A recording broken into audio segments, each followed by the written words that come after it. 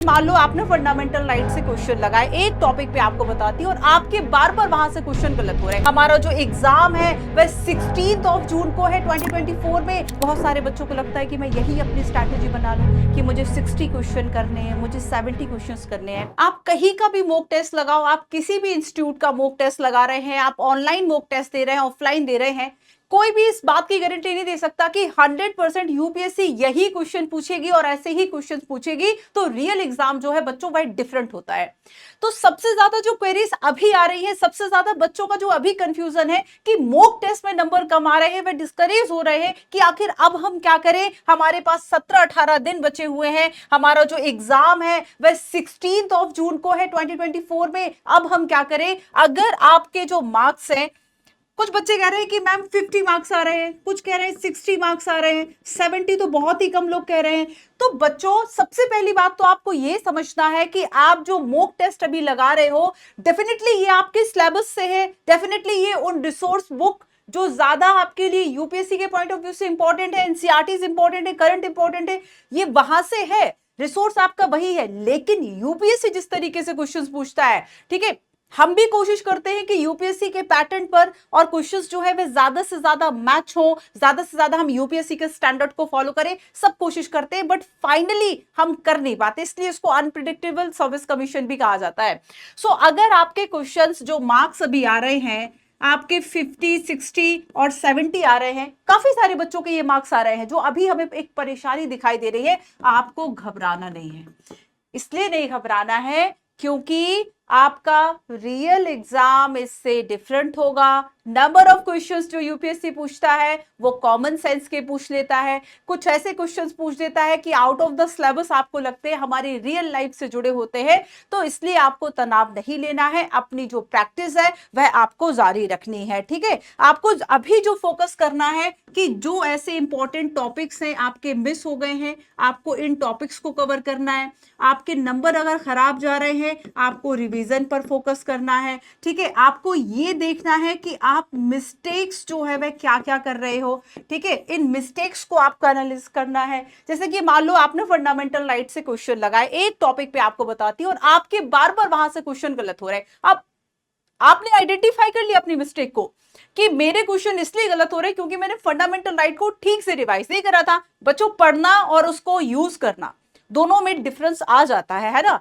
जब हम उसी नॉलेज को एप्लीकेबल करते हैं, जैसे नंबर ऑफ स्टूडेंट्स आपने सुना होगा आंसर राइटिंग नहीं आती, क्यों? क्योंकि उनके पास वो नॉलेज है बट उसको अप्लाई नहीं कर पा रहे क्योंकि प्रैक्टिस में कमी है। अभी आपको जो करना है, अपनी जो प्रैक्टिस है आप उसको जारी रखें, जो टॉपिक्स आपके इंपॉर्टेंट है उसको जारी रखें। लास्ट जो आपका ये टाइम बचा है, सबसे ऊपर इसलिए मैं इसको लिख रही हूं कि आप जो पीवाईक्यूज हैं आप इसको गो थ्रू करें। पीवाईक्यूज देखें आप 10-15 साल के, उसको देखें, उसके अकॉर्डिंगली जो टॉपिक्स इंपॉर्टेंट लग रहा कि यहाँ ये मेरा वीक है, मुझे इसको ठीक करना है। ठीक है, तो आपको एनालाइज करना है, रिवीजन करना है, अपनी मिस्टेक से सीखना है, अपनी जो वीकनेस है उसको अभी ठीक करने का प्रयास करो कि मैं ये सिली मिस्टेक्स कर देता हूं, मैं जल्दी से पढ़ के गोला भर देता हूं और उसके बाद मुझे पता चलता है कि ये तो मैंने गलत कर दिया। अगर मैं दोबारा इस क्वेश्चन को ठीक से पढ़ लेता, इसके वर्ड्स को ठीक से पढ़ लेता, तो मैं इस सिली मिस्टेक से बच जाता। तो आपको अवॉइड करनी है जो आपकी सिली मिस्टेक्स हैं।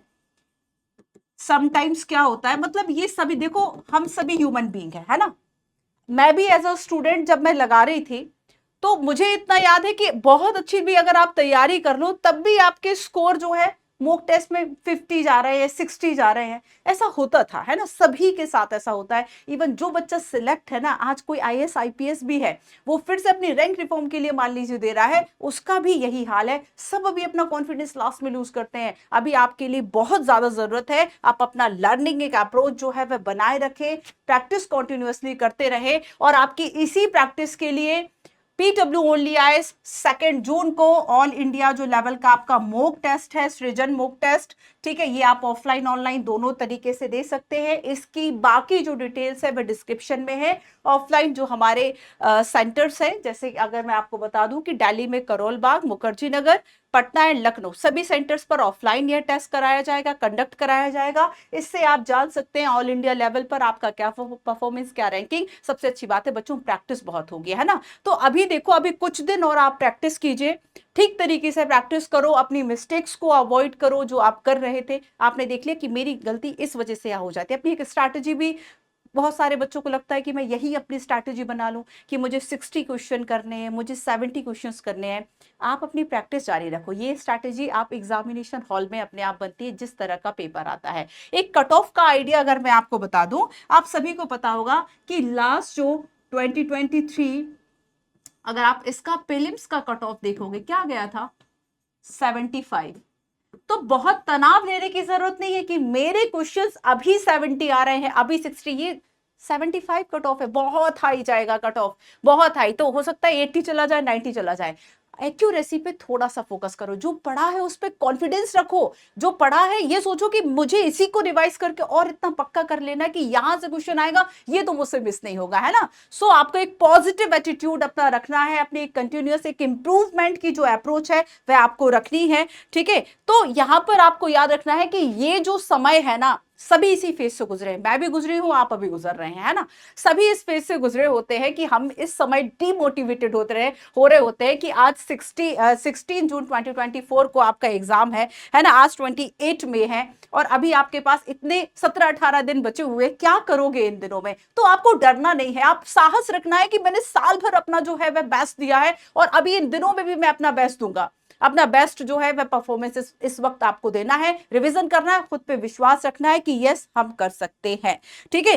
तो बाकी जो टेस्ट देने के लिए और इंफॉर्मेशन है डिस्क्रिप्शन में दिया हुआ है, वहां से आप जानकारी लीजिए। ऑनलाइन ऑफलाइन आप इस टेस्ट को दें, आपकी प्रैक्टिस हो जाएगी। लग रहा है कोई ऐसा टॉपिक है, कोई ऐसा कॉन्सेप्ट है, कुछ नया इंफॉर्मेशन आपको मिल गया, तो समटाइम्स ये एग्जाम कुछ एक्स्ट्रा इंफॉर्मेशन का भी होता है, उन चीजों को भी ध्यान रखिए। जो टॉपिक साल भर में ज्यादा इंपॉर्टेंट रहे उस पर फोकस करो। पता है 5-6 साल से एक इंडेक्स रिपोर्ट से क्वेश्चन आ जाता है, एक लिस्ट बनाओ ना, तैयार करो, क्या दिक्कत है। जिस तरीके से यूपीएससी पूछता है उस तरीके से अपनी तैयारी करो, क्योंकि 16 जून को जो आपका यूपीएससी का रियल एग्जाम होगा ना, ये काफी डिफरेंट होगा। और अगर आपके अभी 50-60 आ रहे हैं, इस बात की पूरी पॉसिबिलिटी कि उसमें आपके नंबर 70 और 75 आ जाएंगे, है ना। Wish you all the best आप सभी के लिए, पीटी 2024 के यूपीएससी के एग्जामिनेशन के लिए। डरना नहीं है, एक पॉजिटिविटी रखो, एक कॉन्फिडेंस रखो। बहुत सारा जो गेम है लाइफ में, बहुत आप देखेंगे लाइफ में जो गेम है ज्यादातर, है ना, वो क्या है, कॉन्फिडेंस का गेम है। अगर आप कॉन्फिडेंस रखोगे डेफिनेटली आपके कुछ मार्क्स तो उससे ही बढ़ जाने हैं, क्योंकि आप जब सेल्फ डाउट में रहते हो ना तो गलतियां ज्यादा करते हो, ठीक है। कॉन्फिडेंस रखो, गेम कॉन्फिडेंस का है। चलिए, थैंक यू।